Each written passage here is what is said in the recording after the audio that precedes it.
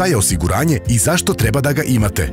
Život je pun iznenađenja. Vaš prijatelj se odjednom pojavi sa kartom za koncert vašeg omiljenog benda. Onaj par za koji ste mislili da se nikada neće veriti, ipak je to učinio, a Marko je konačno platio turu pića.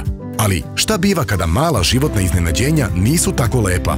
Na primjer, kada vam se pokvari omiljeni telefon ili se desi nešto mnogo ozbiljnije.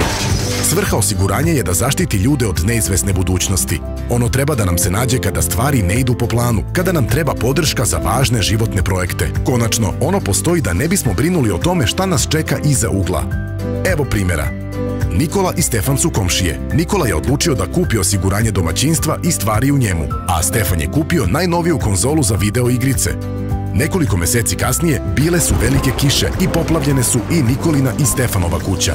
Uništeno je sve u prizemlju, uključujući i Stefanovu konzolu za video igrice. Dok je Stefan brinuo kako će otplatiti kredit za kuću i zameniti uništene stvari, Nikola je jednostavno pozvao svoje osiguravajuće društvo i podneo odštetni zahtev. Osiguravajuće društvo je procenilo, izračunalo i Nikoli nadoknadilo štetu. Tako je mogao da priušti i renoviranje kuće i zamenu uništene imovine. Evo još jednog primjera. Đorđe je oduvek maštao kako će jednog dana imati svoj auto iz snova.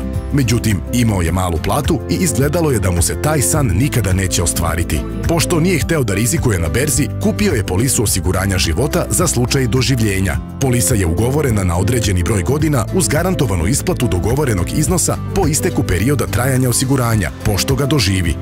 Đorđe je jednostavno plaćao istu premiju svakog meseca i to mu se na kraju isplatilo. Uskoro je vozio svoj automobil iz snova. Nadamo se da vam se dopao ovaj video. Da saznate više o tome kako da kupite pravo osiguranje za vas, posetite generali.rs već danas.